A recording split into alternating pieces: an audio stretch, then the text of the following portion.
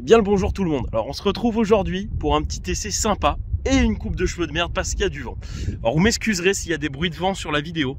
Je suis désolé mais ici il y a vraiment beaucoup de vent chez moi.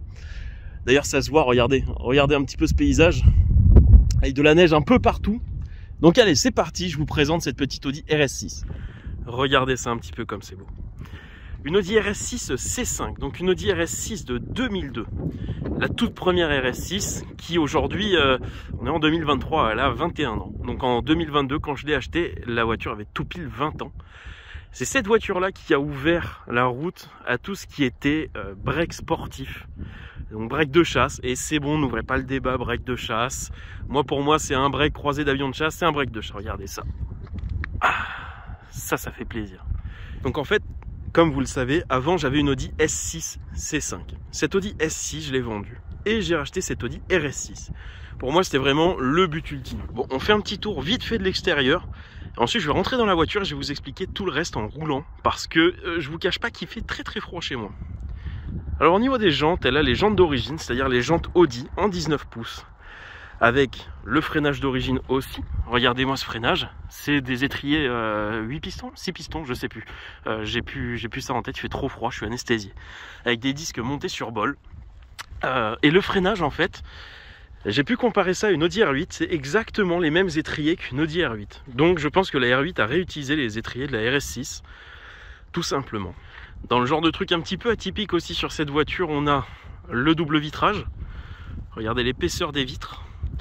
On a aussi un toit ouvrant solaire. Je vous explique tout ça après. Et on a un truc qui est génial. Petite ligne d'échappement Miltech. Alors oui, la voiture est sale. Mais regardez un petit peu chez moi. Avec de la neige partout, on ne peut pas échapper à une voiture un petit peu sale.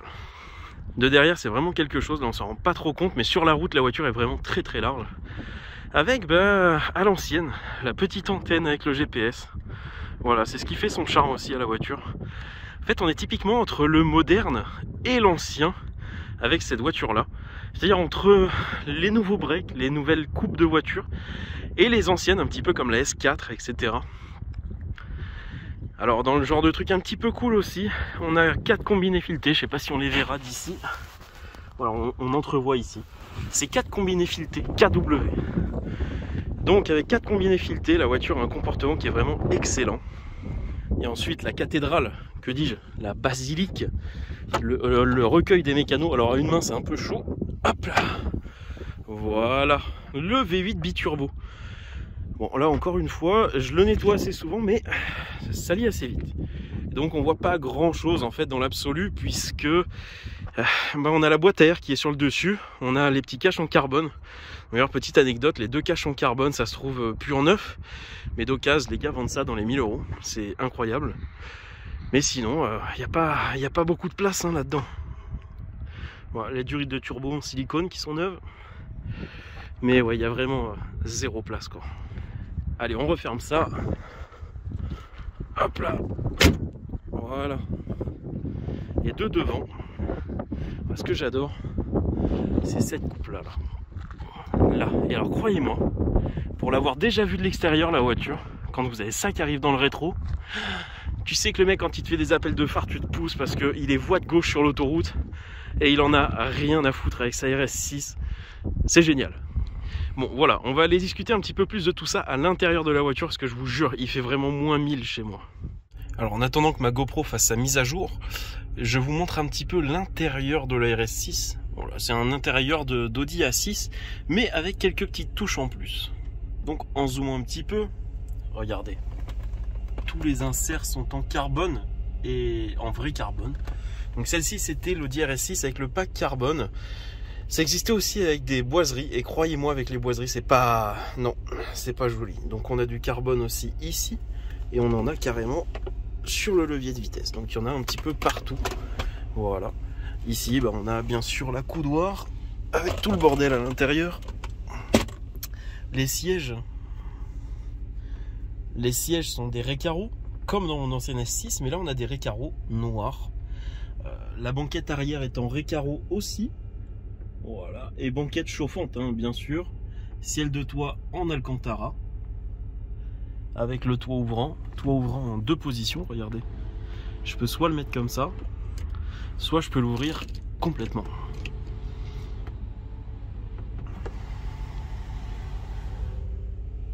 Le fameux toit solaire. Alors ce fameux toit solaire, il a une petite fonction qui est un peu gadget. Alors attendez, je le referme.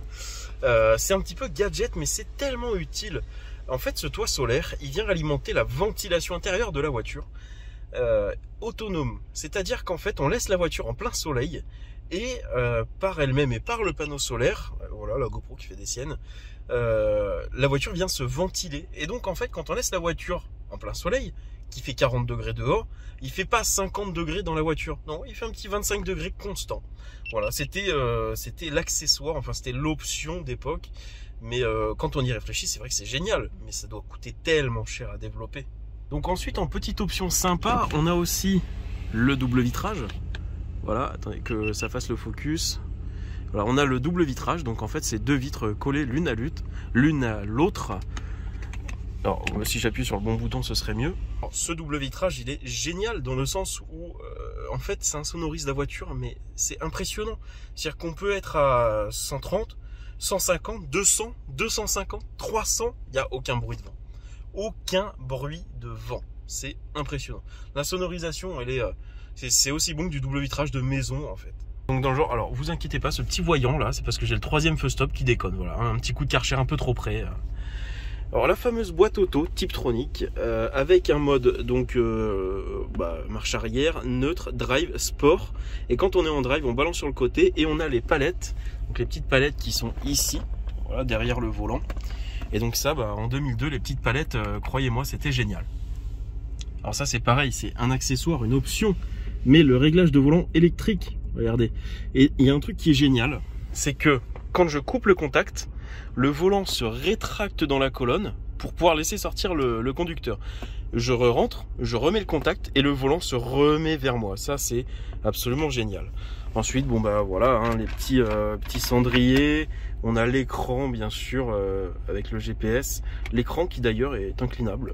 Petite option encore de l'époque. Porte-gobelet. On a la boîte à gants à côté. Une très grande boîte à gants d'ailleurs par rapport à certaines. Et puis on est déjà pas trop mal. Et après la RS6 de 2002, la RS6 C5, c'est en fait, elle a la vocation d'être une grosse GT, une GT très efficace, mais une GT.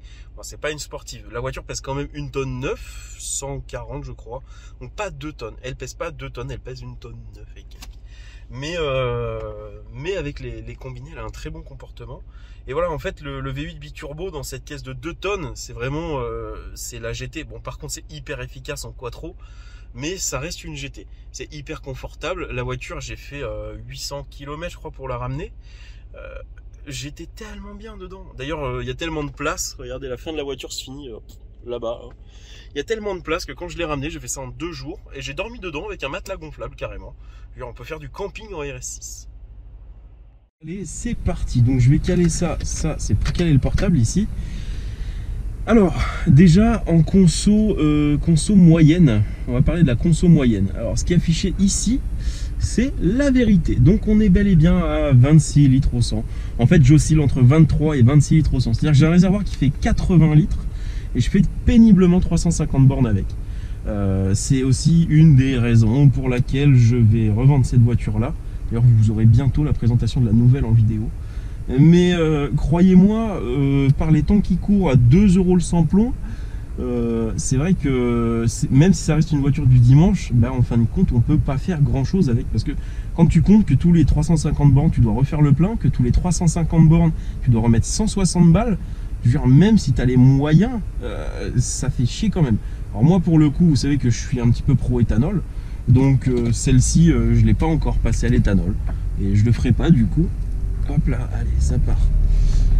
Mais je pense que l'éthanol sur cette voiture là, ça peut vraiment être la solution pour la conduire, parce que sinon c'est impossible à assumer. Alors un truc que j'adore avec cette voiture, c'est que il y a très peu de bruit de plastique. Le seul bruit de plastique qu'il peut y avoir, voilà, c'est la coudoir, des fois quand je m'appuie dessus, et encore, il y a très peu de bruit de plastique. Je vais remettre un petit peu de ventilation par contre, parce que sinon, on va avoir de la buée. Donc bien sûr, on a la clim bizone, ça c'est pareil, c'est un petit peu génial quand même parce que la clim Bizone, chacun règle son siège comme il a envie. Alors, la grande force de cette voiture là, on va passer en sport, vous allez voir.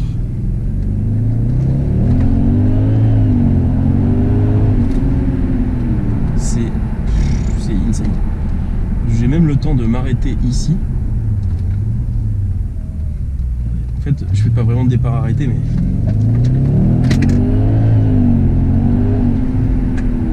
le 0 à 100 il est claqué à une vitesse. Hop là, on va mettre le petit régule et c'est parti.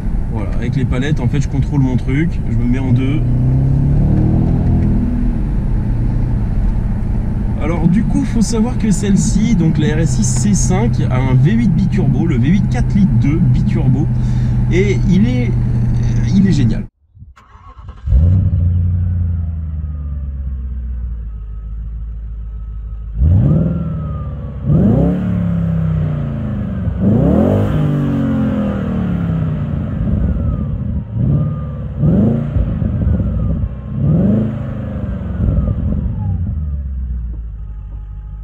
Il est typiquement génial ce moteur parce que dans la S6 C5 que j'ai eu, c'était le 4 litres 2 V8 mais atmosphérique. Et le 4 litres 2 V8 atmosphérique, alors il fait un son qui est typiquement génial, un V8 Atmo sur un break, croyez-moi, avec la ligne, c'était une ligne Super Spring que j'avais, il faisait un bruit qui était vraiment génial. Mais pour le coup on avait 340 chevaux et ça manquait un petit peu de... Voilà, ça manquait un petit quelque chose. Là la RS6 avec le biturbo à 3000 tours minute, ça s'envole, vraiment. À 3000 tours, on a une main qui nous pousse dans le dos et c'est génial. Alors ça rend tous les départs arrêtés des péages avec le quattro, on a 450, 480 chevaux en quattro. Alors là, ça vous atomise tout ce qui roule, vraiment. Alors pour le coup, celle-ci, en fait, elle a deux petits filtres KN avec la ligne Miltech. Et en fait, là-dessus, sur ces moteurs-là, on gagne très très vite de la puissance puisqu'ils ne demandent qu'une chose, c'est être libéré. D'ailleurs, quand on fait des reprog, on monte tout de suite à 500, 550 chevaux. Mais par contre, en couple, on passe de 650, 700 newtons. On peut monter jusqu'à 1000 newtons sur le moteur d'origine juste avec filtre et ligne. C'est incroyable. Et donc celle-ci, avec filtre et ligne, on est dans les 480. J'ai pas de chiffre exact, mais voilà, ça oscille entre 450 et 480, avec 650 à 700 newtons. Donc c'est vraiment... En fait, par le couple, on a du confort. C'est-à-dire que vu que la voiture est puissante, ça amène du confort. En fait, pour rouler sur des grandes routes, on peut doubler facilement, on peut se dégager d'une situation. Donc vraiment, c'est assez génial comme moteur d'avoir ça là-dessus. C'est vraiment encore tout enneigé chez moi. Donc alors après, il ne faut pas oublier que cette voiture, ça reste une GT. C'est-à-dire que c'est pas une sportive, hein, là on va pas se mentir. Mais ça reste quand même une très bonne GT dans le sens où on a 4 combinés filetés KW. Donc il y en a pour... Vraiment, il y en a pour un prix astronomique. Et ça donne une tenue de route à la voiture.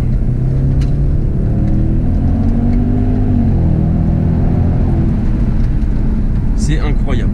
Même si la voiture fait 2 tonnes, on a une tenue de route qui est vraiment sans pareil. Avec le quattro. Ah, j'ai réussi à déclencher l'anti-patinage quand même. Alors, on va enlever le SP.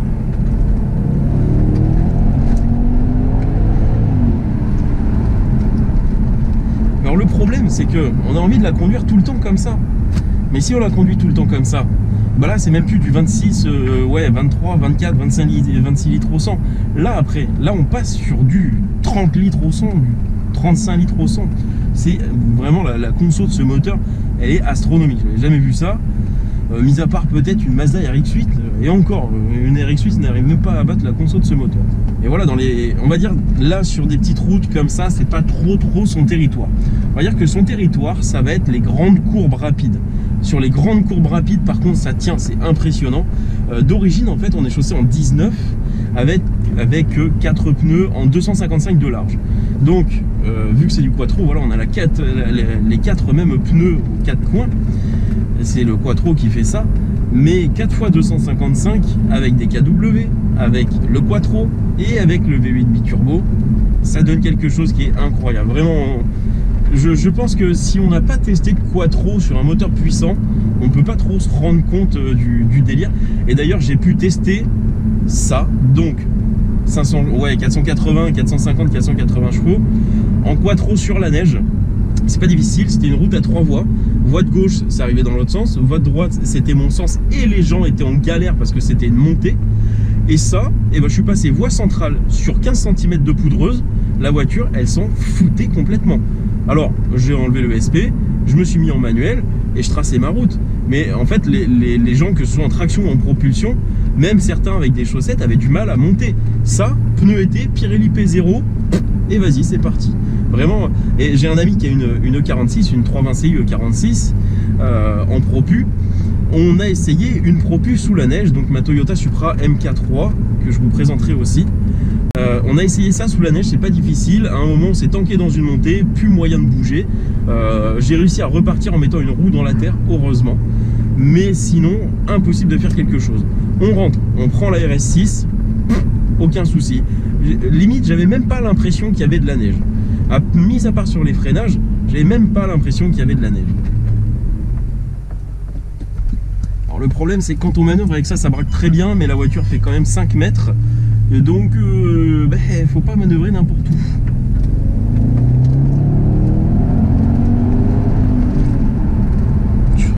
Ça vous raccourcit les lignes droites, ce truc. Ah super, il y a le soleil dans la tronche. Mais ouais, voilà, en fait, c'est ce que je disais donc, juste avant. Cette voiture, elle en impose. C'est-à-dire que quand on arrive avec ça derrière quelqu'un, ça fait stresser un petit peu parce qu'on se dit, le mec, il veut quoi? Il veut me tuer avec son truc ou ça se passe comment? Alors du coup, en plus, vous avez vu, j'ai déchromé les calandres parce qu'elles étaient chromées d'origine. Et donc j'ai déchromé les calandres, ça lui donne un petit regard un petit peu plus agressif. J'ai posé un petit film teinté sur les feux aussi. Et donc ça fait une calandre vraiment, on va dire, noire. Il n'y a pas vraiment de détails brillants sur cette voiture. Et vraiment, pour l'avoir vu extérieurement, moi j'adore parce que c'est vraiment le paquebot. C'est le paquebot par excellence. Dans le rétro, la voiture, quand je suis derrière quelqu'un, elle prend tout le rétro central. Vraiment, je prends une voie complète. Et pour avoir un trafic à côté de ça, il y a des endroits, il y a des rétrécisseurs où vraiment j'ai l'impression que la voiture, elle est presque plus large que le trafic. Je sais pas comment ça c'est possible. Alors ça se trouve, ça fait juste la même largeur. Mais j'ai vraiment l'impression que la voiture est aussi large qu'un trafic, ou même plus large, en largeur de voie. En plus de ça, les S6 et RS6 C5, elles sont 4 cm plus longs que les Audi A6 C5 pour pouvoir caler le V8. Parce que le problème, c'est que le V8, faut le caser. D'ailleurs, petite anecdote, quand on commence à taper un petit peu dedans, on a les pieds qui brûlent. Parce qu'il y a les collecteurs d'échappement qui passent pas loin. Et vraiment, ça nous brûle les pieds. C'est impressionnant. Alors, je vais vous mettre une petite partie de route où je vais vous laisser apprécier le bruit du moteur.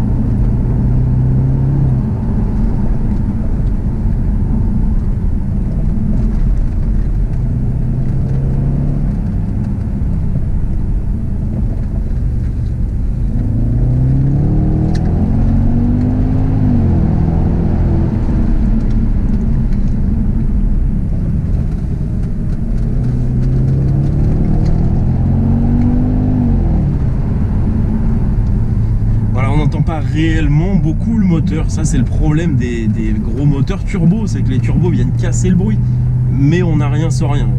On perd un petit peu de bruit, on gagne énormément de puissance.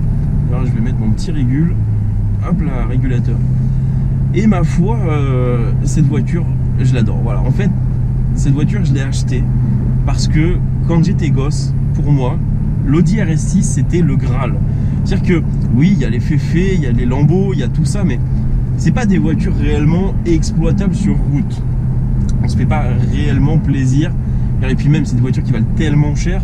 C'est-à-dire dans le commun des mortels, mis à part si tu as une réussite fulgurante, tu pourras pas t'acheter ce genre de caisse. L'Audi RS6, ça reste quelque chose d'abordable. C'est-à-dire qu'une Audi RS6 C5 comme celle-ci actuellement, code dans les 20, dans les 20 000, on a un exemplaire très propre. Après, pour les versions suivantes, une RS6 C6 avec le V10 biturbo, là, va falloir quand même poser un petit peu plus. Donc, on est dans les 30-35 pour un bel exemplaire. Mais ça reste encore quelque chose d'abordable. Je veux dire, il y a des gens qui achètent ce prix-là, des Scénic ou des trucs comme ça en neuf, je suis sûr. Donc, ça reste quelque chose d'abordable. Et là, pour 20 000, vous avez une voiture qui a 450 chevaux, qui n'a pas une vraie gueule de sportive. Je veux dire, c'est vraiment le slipper absolu, cette voiture. Un break, pour quelqu'un qui n'est pas connaisseur et un œil non aguerri, un break, ça reste un break. Jamais de la vie, un break va avancer ou accélérer fort. Et bah si. Et bah si, Audi, avec la RS6, ils ont vraiment fait cette réussite-là. Et quand les freins sont chauds, ça couine un peu.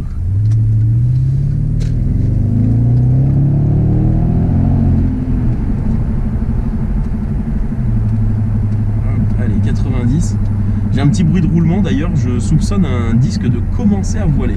Même si j'ai des disques montés sur bol, donc des disques comme en moto en fait, des disques...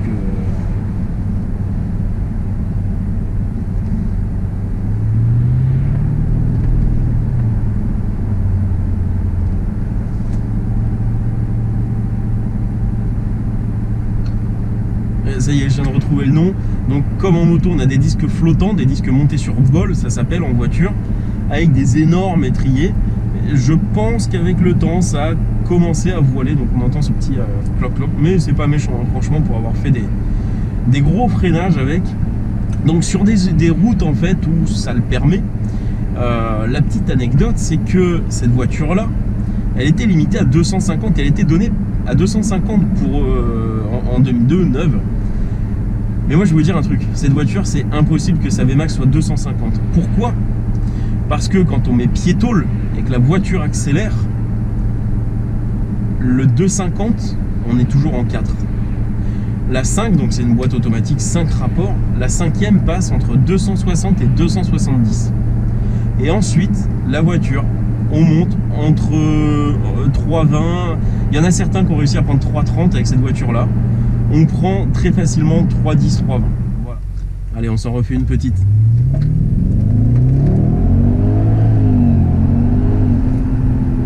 Vous avez vu, quand j'arrête d'accélérer, la voiture, c'est un truc de fou. En fait, quand j'accélère, vraiment, elle s'écrase en arrière. C'est ouf. Hop, allez, on va remettre le petit régule à 90. Donc voilà, cette voiture, c'était vraiment un rêve de gosse. Je me suis dit, quand je serai vieux, j'aurai une RS6. Donc je me disais, quand j'aurai 40, 50 piges, je m'achèterai une RS6. J'ai réussi à réaliser l'achat de ma RS6 avant mes 25 ans. Ce qui est quelque chose d'incroyable pour moi. J'avais 24 ans quand j'ai acheté ma RS6. Donc maintenant, j'en ai 25.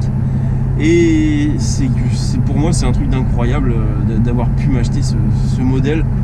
Maintenant, elle fait partie, je pense, elle commence à faire partie des Youngtimers. C'est tellement... Voilà, la RS6, elle véhicule toute cette image de vitesse, de go fast, de tout ce que vous voulez, quoi. C'est vraiment la voiture par excellence de ligne droite d'autobahn. C'est, en fait, voilà, quand on est sur l'autobahn et qu'on voit une voiture arriver en faisant des appels de phare boîte gauche, on s'attend à voir une RS6, une M3 ou à la limite une M5. Mais typiquement, ou une C63. Mais voilà, ça fait typiquement partie de ce genre de voitures qui sont faites pour tracer la route, prendre des grandes courbes à des vitesses indécentes. Là, comme ça, par exemple, ça passerait à des vitesses, vous n'avez même pas idée. Tout ça, faut pas oublier, faut le remettre dans le contexte de l'époque aussi. La voiture, elle est 2002. En 2002, on avait un intérieur full carbone, de la clim bizone, on avait régulateur, on avait le toit ouvrant solaire, on avait le double vitrage, on avait les palettes au volant déjà. C'est un truc de fou. Enfin, je trouve que pour une voiture de 2002, c'est quand même hyper bien accessoirisé. La voiture, elle a 20 ans. Pour moi, une voiture de 20 ans, ça ressemble pas à ça. Pour moi, une voiture de 20 piges, c'est une 36, quoi. Et malheureusement, les choses avancent. On a un petit volant aussi, le volant d'origine avec des petits méplats, voilà, il est fait pour avoir une super bonne tenue dans les mains. Hop, on va se méfier du trou. Mais voilà, c'est une voiture que j'ai adoré posséder parce que c'était un rêve. Maintenant, je la revends puisque je l'ai eu, je suis content. Au final, je m'en sers pas énormément. Parce que c'est le même problème en fait que quand on a une sportive 1000 cm3. Le problème, c'est que c'est tellement puissant qu'on ne l'exploite pas à 100%. Et vu qu'on ne l'exploite pas à 100%, on s'emmerde. Regardez, il y a une voiture qui va me doubler, voie de gauche.